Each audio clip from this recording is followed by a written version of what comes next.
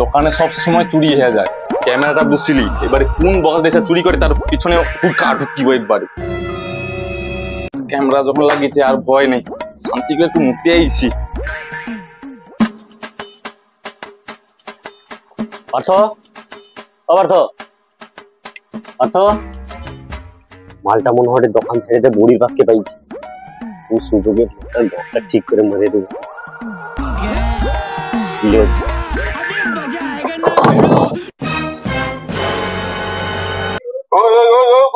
কি জিনিস তুলে একটু তাইলে তোর পঙ্গা আমার জিনিসটা রাখ আগে।